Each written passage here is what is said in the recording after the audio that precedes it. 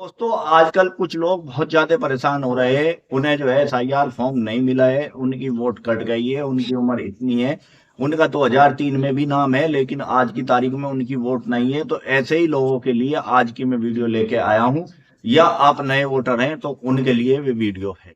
अस्सलाम वालेकुम दोस्तों, मैं आपका दोस्त एडवोकेट मोहम्मद आबाद। आज की वीडियो उन मतदाताओं के लिए है जिनका किसी कारण से एसआईआर फॉर्म नहीं मिला है। उनकी पिछली विधानसभा में वोट थी, 2003 में भी उनका नाम है और बाद में भी उनका नाम है, उन पे ईपिक कार्ड भी है, पहचान पत्र भी है, लेकिन उन्हें एसआईआर फॉर्म नहीं मिला है। अब ऐसी कंडीशन में इसका क्या हाल है? इसका हाल है फार्म नंबर 6। तो फार्म नंबर 6 कौन कौन भर सकता है? हर वो व्यक्ति जिसकी उम्र 18 साल की हो गई है या 18 साल से ज्यादा है, वो फार्म नंबर 6 भर सकता है। यदि उसे एसआईआर फॉर्म नहीं मिला है, वो फार्म नंबर 6 भर सकता है। जिस स्थान पे, जिस निवास स्थान पे वो रह रहा है, उस स्थान से ही वो फार्म नंबर 6 भर सकता है। आपने एड्रेस चेंज कर लिया है, नए एड्रेस पे आप फार्म नंबर 6 भर सकते हैं। इसकी शर्त यह है कि जो इन्यूमरेशन फॉर्म है, जो प्रक्रिया फिलहाल चल रही है, इस प्रक्रिया में आपको एसआईआर फॉर्म नहीं मिला। तो ऐसे व्यक्ति, उम्र आपकी चाहे जो हो, 20 साल, 30 साल, 40 साल, 70, 80, 100 साल, कितनी भी उम्र हो, यदि आपको एसआईआर फॉर्म नहीं मिला है तो बिल्कुल भी घबराए नहीं, पैनिक ना हो, परेशान ना हो। आज की वीडियो में मैं एसआईआर फॉर्म ऑफलाइन भरने का आपको तरीका बताऊंगा, और ऑनलाइन के ऊपर मैंने इससे पिछली वीडियो बनाई है, उसका लिंक मैं इसमें लगा दूंगा, वहां आप देख सकते हैं कि ऑनलाइन फॉर्म किस तरह भरा जाता है। इस वीडियो में मैं ऑफलाइन भरने का तरीका बताऊंगा, फार्म नंबर 6 कहाँ से मिलेगा, उसके साथ कौन कौन से डॉक्यूमेंट लगेंगे, और वो कहाँ पे जमा होगा, और आपकी वोट कब तक बन जाएगी, सारी की सारी डिटेल इस वीडियो में बताऊंगा। तो फार्म नंबर 6 का मतलब है नया वोटर। अब वो नया वोटर 18 साल का भी हो सकता है, 28 साल का भी हो सकता है, 48 साल का भी हो सकता है। जिसकी वोट किसी भी वजह से, किसी भी रीजन की वजह से कट गई है, वो नया वोटर बनेगा और उसे फार्म नंबर 6 भरना पड़ेगा। इसमें कोई डरना, घबराना या पैनिक नहीं होना है। तो दोस्तों, अब मैं बताने जा रहा हूं फार्म नंबर 6 भरने की ऑफलाइन प्रक्रिया किस तरह भरा जाएगा। चलो देखते हैं। दोस्तों, कागज वाला ऑनलाइन फॉर्म 6 देखने में ऐसा होता है। इसमें सबसे ऊपर लिखा है सेवा में निर्वाचक रजिस्ट्रीकरण ऑफिसर। यहाँ पर आपको कुछ नहीं बदलना, ये वैसे ही रहने देना है। इसके बाद यहाँ 2 ऑप्शन दिए हैं, विधानसभा निर्वाचन क्षेत्र की संख्या और नाम, या संसदीय निर्वाचन क्षेत्र की संख्या और नाम। ज्यादातर जगह पर हम विधानसभा क्षेत्र वाला कॉलम भरते हैं।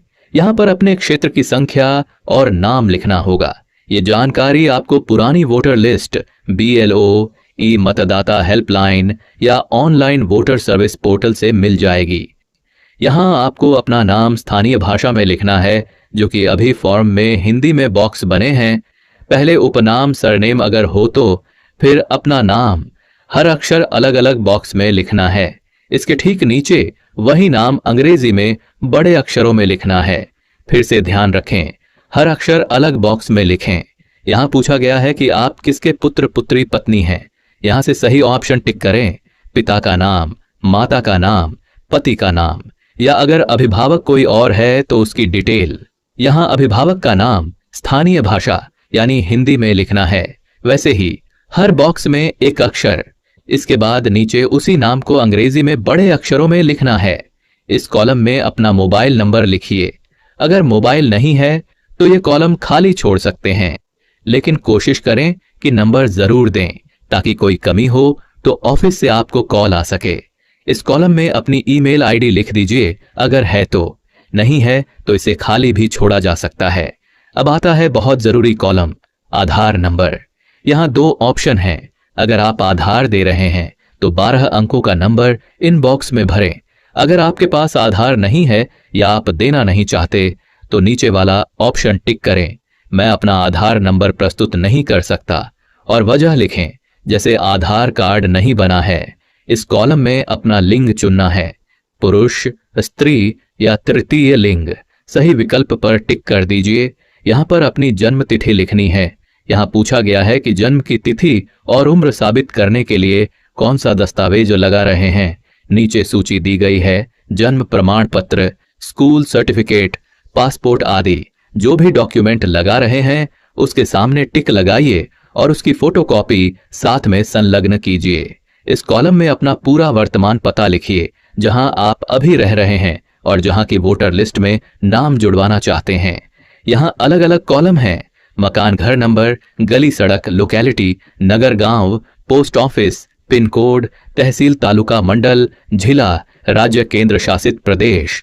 हर कॉलम में साफ साफ बड़े अक्षरों में लिखिए ताकि पढ़ने में दिक्कत न हो। अगर घर आपके नाम या आपके माता पिता, पति आदि के नाम पर है और बिजली bill, ration card, bank passbook जैसी कोई पता प्रमाणित करने वाली चीज है, तो यहां दिए गए विकल्पों में से जो लागू हो उन पर टिक कीजिए, जैसे बिजली बिल, रेंट एग्रीमेंट, बैंक, डाकघर पासबुक, राशन कार्ड, पासपोर्ट वगैरह।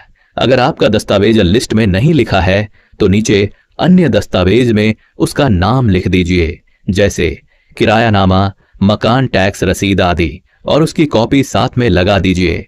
अगर आप दिव्यांग विशेष रूप से सक्षम हैं तो यहां पर सही विकल्प टिक कीजिए, जैसे चलने फिरने में दिक्कत, सुनने में दिक्कत, देखने में दिक्कत इत्यादि। नीचे अगर प्रतिशत दिया गया हो तो मेडिकल सर्टिफिकेट के हिसाब से लिखें। अगर कोई दिव्यांगता नहीं है तो ये कॉलम खाली छोड़ सकते हैं। इस कॉलम में पूछा गया है कि आपके परिवार में जो लोग पहले से इस विधानसभा की वोटर लिस्ट में हैं, उनके नाम और वोटर आईडी नंबर क्या हैं। अगर घर में किसी का नाम पहले से वोटर लिस्ट में है तो यहां उनका नाम और वोटर कार्ड नंबर लिख दीजिए। इससे आपका आवेदन जल्दी वेरीफाई हो जाता है। अब आता है सबसे जरूरी हिस्सा, घोषणा।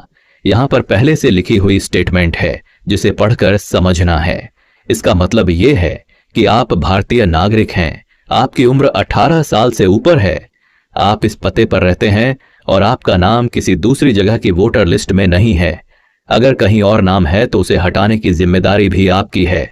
घोषणा के अंदर जहां जहां खाली जगह है वहां वहां आपको अपना नाम, उम्र, जिला, विधानसभा का नाम और अगर पहले कहीं और नाम दर्ज था तो उसका विवरण, ये सब भरना होगा।